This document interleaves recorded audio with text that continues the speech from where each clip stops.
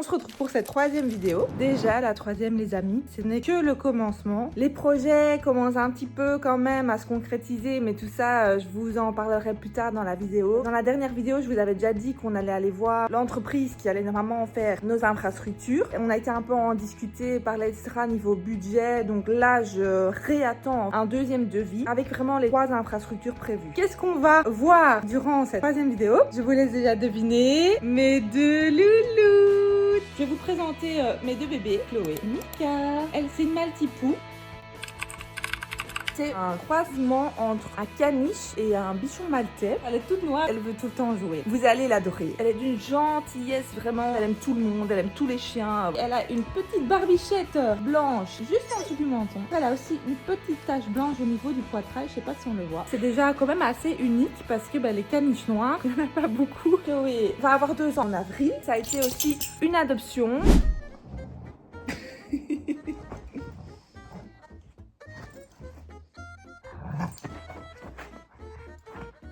Petite louloute. Faites pas attention bordel, chez moi c'est sans filtre les gars, hein. Bienvenue dans la vie réelle. J'allais dire c'est très rare qu'elles jouent ensemble comme ça parce que Mika est un cas très spécial. Chloé, j'ai été la chercher en Hollande.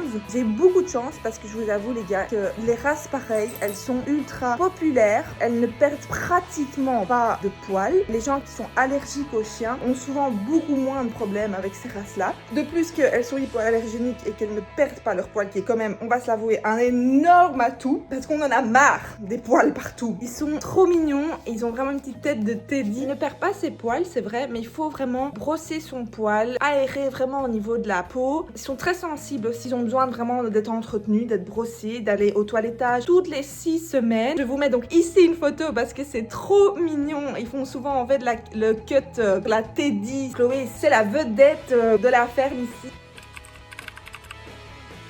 J'ai été la chercher chez une dame qui apparemment commençait à être malade. Elle ne savait plus vraiment s'en occuper comme il fallait. Le chien avait 1 an et demi parce que j'ai été la chercher en novembre 2025. Donc ça va faire presque 5 mois que je l'ai. Donc j'ai été la chercher à Rotterdam. Donc j'ai mis, je pense, 3 heures, 3h30 de route d'ici. Chloé, c'était un chien qui vivait dans un appartement tout petit. Elle n'avait jamais appris en fait à être propre. Elle faisait en fait sur des sortes de pipi-pads. Donc c'est vraiment les papiers là qu'on met par terre pour qu'ils puissent faire pipi dessus. Elle ne connaissait absolument rien. Quand je suis sortie avec elle de cet appartement et qu'on est parti dans notre voiture, elle avait peur de tout. On voyait qu'elle avait pas du tout l'habitude. Un monde s'ouvrait vraiment à elle. C'était vraiment un peu pour elle traumatisant. Savoir que pendant 1 an et demi, tu n'as rien connu d'autre qu'un appartement et qu'ensuite tu sors là dans un monde où il y a du trafic, des voitures, des bruits. Comment tu te mets?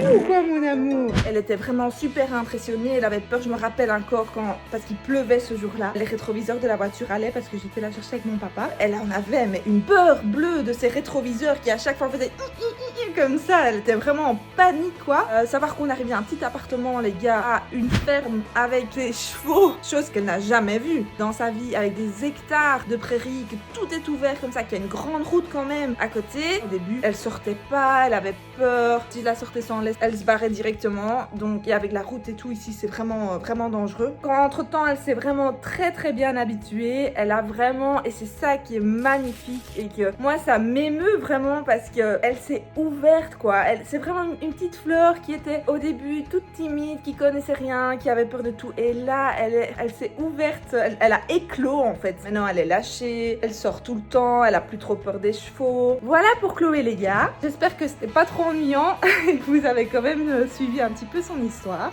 D'ailleurs, oui les gars, lundi elle se fait toiletter, donc je vous ferai le petit avant-après aussi. Oui, par contre, oh là là, j'ai complètement oublié, ça je dois vraiment vous en parler. Quand je l'ai récupérée de la dame, elle était vraiment en mauvais état. Elle était vraiment super maigre, je crois qu'elle faisait 4 kilos et quelques. Elle avait surtout aussi des plaques partout sur le corps. Ah mon petit chat. Et alors? Oui mon amour. Alors, Mika, ici. Ah mais purée, mais qu'est-ce que tu fais? Mika, t'es pas sérieuse. Oh mon dieu. Oh mon dieu. Elle a cassé notre coussin.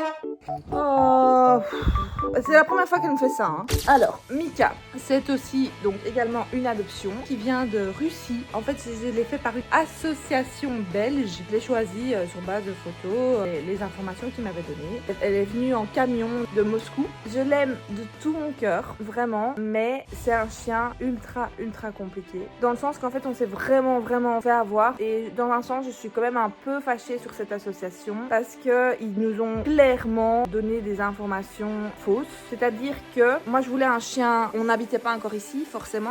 Moi, j'habitais encore chez mes parents en Flandre. On avait régulièrement du monde qui venait à la maison. Donc, c'était impératif d'avoir un chien qui était vraiment sociable, ok avec les autres humains, pas un chien à problème, on va dire. J'avais regardé sur sa fiche, j'avais marqué ok chien, ok chat, ok humain. Donc moi, je me dis ouais, cool. Comment vous dire qu'en fait, il y avait rien de tout ça. Elle n'est absolument pas ok étranger. Donc les gens qu'elle ne connaît pas, c'est un vrai cauchemar. C'est vraiment très compliqué. Elle est hyper possessive sur son lieu. C'est un chien qui a vécu à la rue. Il l'aurait retrouvée pratiquement morte à moins 25 degrés dehors dans un bâtiment. Donc elle a dû se réfugier pour se réchauffer. Moi je pense qu'elle a dû avoir une famille avant quand même, qui n'ont pas été super sympatoches avec elle et qui ont dû l'abandonner en fait à la rue. Donc vous vous imaginez bien, le chien avec des traumas vraiment importants. Nous, elle nous fait confiance à 100%, même pas parce qu'il y a toujours cette part en elle qui a été traumatisée. Quand il y a une nouvelle personne ou quelqu'un qu'elle connaît pas très bien, la personne doit lui prouver en fait qu'elle peut lui faire confiance. Vous vous imaginez bien que pour moi c'est problématique vu que j'ai des pensions prairies, j'ai des gens qui viennent sur mon terrain comme ça, ils doivent venir voir leurs chevaux donc et bon elle est beaucoup dehors avec moi donc c'est quand même très délicat et elle est très menaçante. À chaque fois je dis bien aux gens on ne touche pas Mika, on la nie, on fait comme si elle n'existait pas, on lui parle pas. C'est vraiment la meilleure chose qui marche le mieux avec elle, c'est de vraiment faire comme si elle n'était pas là et pas de gestes brusques. Elle essaye quand même un petit peu de se centrer sur moi donc ça je suis contente. Si elle voit que moi je suis ok, ça va un peu mieux. Si moi je suis pas ok ou qu'il y a vraiment quelqu'un qui est sur mon terrain et qui ne devrait pas être là, les gars, à votre place je filerai. Elle est capable de mordre, hein. Elle hésite vraiment pas. Je vais pas dire que je regrette parce que vraiment pas, mais j'aurais su que c'était quand même un chien avec autant de problèmes. Dans ma situation à moi avec l'écurie, c'est problématique. C'est très fatigant, c'est du stress tout le temps aussi. Je m'en serais bien passée. On l'a choisi, c'est mon chien, on assume jusqu'au bout. C'est comme ça. Pour rien au monde je la ferai partir. Elle adore chasser. On voit que pour elle c'est normal. On voit qu'elle a vécu à la rue, qu'elle a dû se débrouiller pour chasser, pour bouffer, pour survivre. Elle mange les souris des champs, elle adore ça. Je la vois quand même vraiment aussi épanouie chez nous. Elle est de 2020. Elle a eu 6 ans le 14 février, le jour de la Saint-Valentin. Good morning mes petits pouinous. Ça c'est ma tête quand je viens de sortir de mon lit. Vraiment, il y a 2 secondes. Qu'est-ce qui est prévu pour aujourd'hui? Notre petite princesse va se faire toiletter. C'est vraiment trop chouette.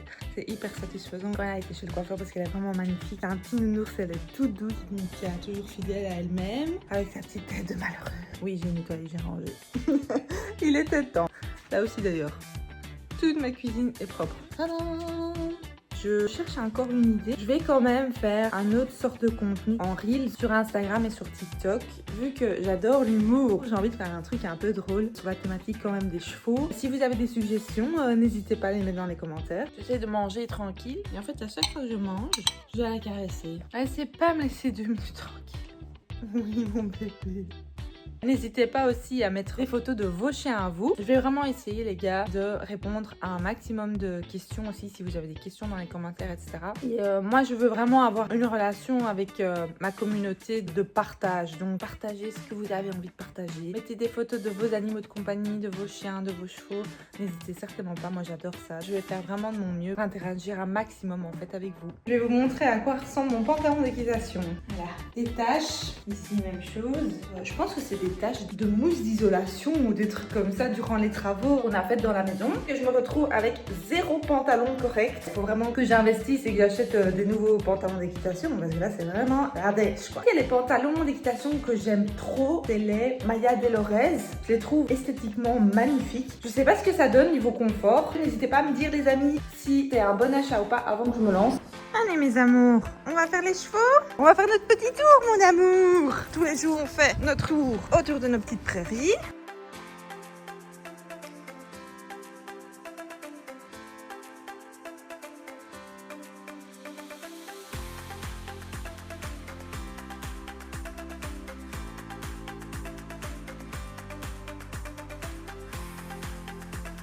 Ça c'est vraiment la routine qu'on a tous les jours. Elle va chasser tout le temps qu'on fasse le tour.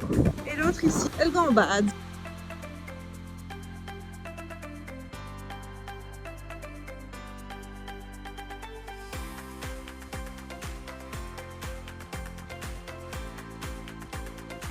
Mes petits poulinous, j'ai oublié de vous demander, parce que je trouvais ça chouette, de lancer une petite question comme ça. Je vais pas vous dévoiler la race de Mika, parce que c'est un croisement. Mais je vais essayer de vous la montrer encore. Ah bébé. Lève-toi un petit peu, parce qu'il y a quelque chose au niveau de son corps qui donne une indication du croisement de la race. Essayez de deviner. Mettez dans les commentaires ce que vous pensez. Ma beauté, que tu es belle, mon amour.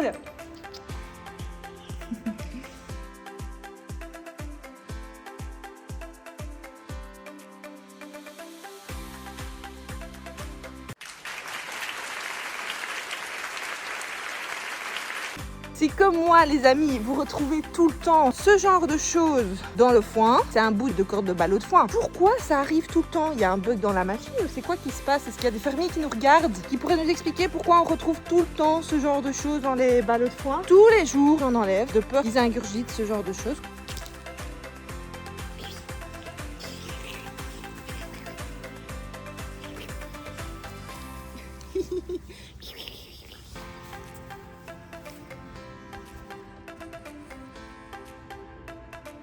Vous imaginez bien l'état de son poil tous les jours. Quand elle rentre à la maison, elle me ramène la moitié d'un ballot de foin. Ma toiletteuse, elle retrouve toujours de tout dans son poil. Elle me dit, c'est un vrai chien de la ferme.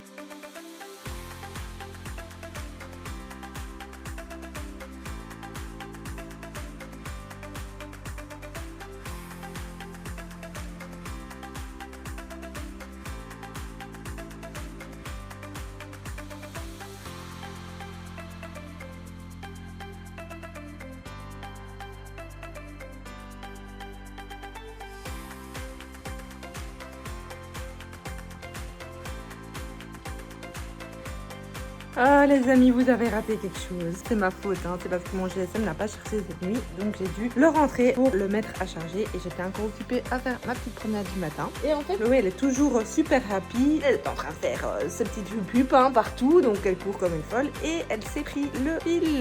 Donc elle a reçu une décharge électrique. C'est la première fois en 4 mois qu'elle est ici. Elle court et puis elle fait...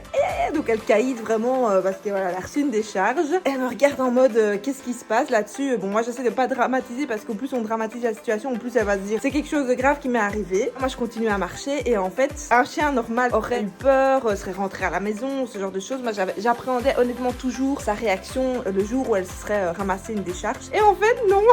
On dirait que ça l'a ravitaillée encore plus. Elle a reçu un coup d'énergie en plus et qu'elle était rechargée à bloc quoi parce qu'elle a commencé à courir mais encore plus comme une folle. Malheureusement j'ai pas su le filmer mais bon on aura encore tout le temps les amis pour filmer les drôles de scènes de Chloé. Maintenant je vais leur donner à manger. Je vais vous montrer ce que mes chiens reçoivent à manger comme nourriture. Qu'est-ce qu'elle fait?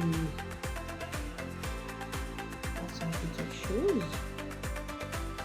Chelou ces chiens parfois quand même. Pour Mika, elle a des croquettes de Hills Science Plan. Oui, voilà, donc c'est celle-là qu'elle reçoit. Pour Chloé, ce sont des croquettes d'une marque belge en fait pour les chiens qui sont plus sensibles. C'est vraiment de la nourriture adaptée, elle les adore. Et c'est à base de canard. Ça lui convient très très bien. Je suis vraiment contente de ça parce que au début quand je l'ai récupérée, vraiment elle se grattait. Ça va beaucoup mieux parce qu'au début quand on l'a récupérée, elle se grattait vraiment très très fort. Elle avait vraiment des plaques sur le corps partout. En même temps, il leur donnait de la nourriture du Action. Bien sûr, ce n'est pas uniquement des croquettes qu'ils reçoivent chez moi. Je complémente encore avec de la viande. C'est vraiment des saucisses comme ça. Ça vient de chez Horta. Et elles adorent. Ici, c'est pas dans le goût agneau. Et ça se conserve dans un plastique. Et moi, je mets ça encore dans un Tupperware en plus. Je vais leur préparer leur repas parce que sinon, elle va pleurer.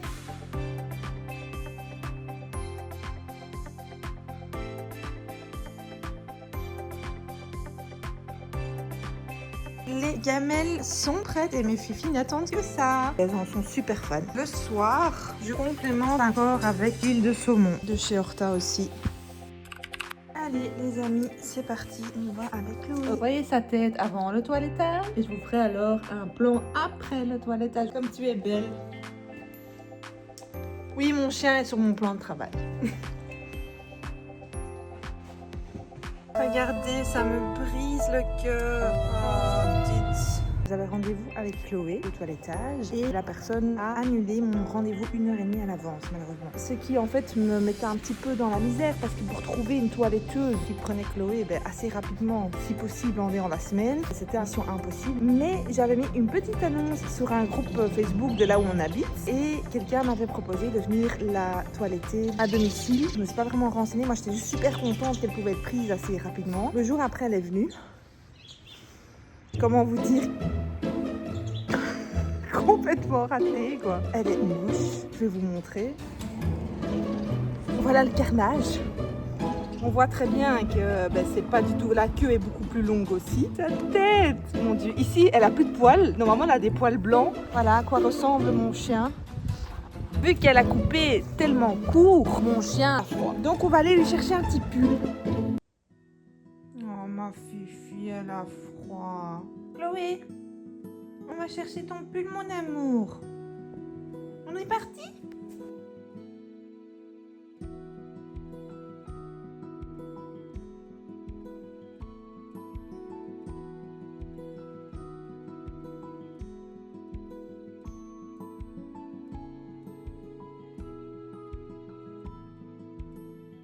Direction poil et plumes. Maintenant, je mange quelque chose quand je filme. On va voir si on a plus de vues.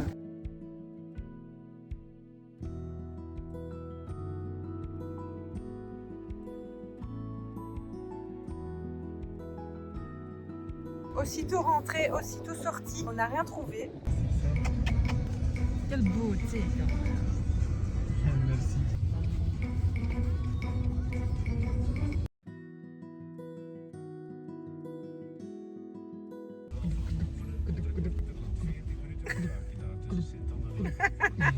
Deuxième chance.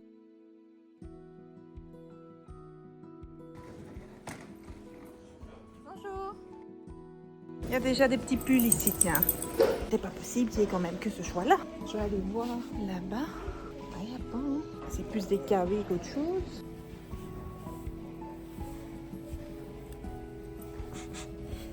C'est trop mignon.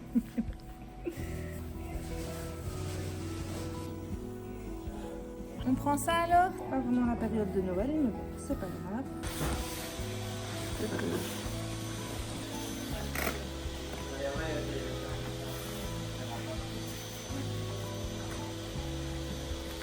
On prend ça alors?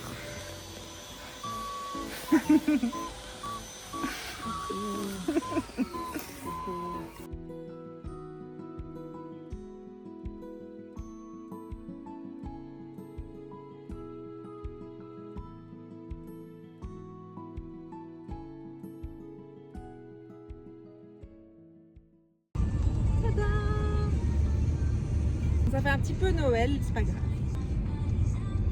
À côté du petit pull, on a pris donc sa petite veste aussi pour un cours le matin. On va faire une petite promenade. On va cacher cette horreur. Alors il faut savoir les amis que Dries a vraiment l'art de tout le temps faire des grimaces dégueulasses. Quand je veux prendre des photos, des vidéos, vous allez souvent le voir faire des grosses grimaces. Il n'y a rien à faire, je lui ai déjà dit d'arrêter mais ça marche pas. T'es contente mon bébé. Encore un stop, c'est la journée des magasins aujourd'hui. Parce que je vous réserve une petite surprise. Vous allez voir ça. Troisième stop les amis. Allez c'est parti.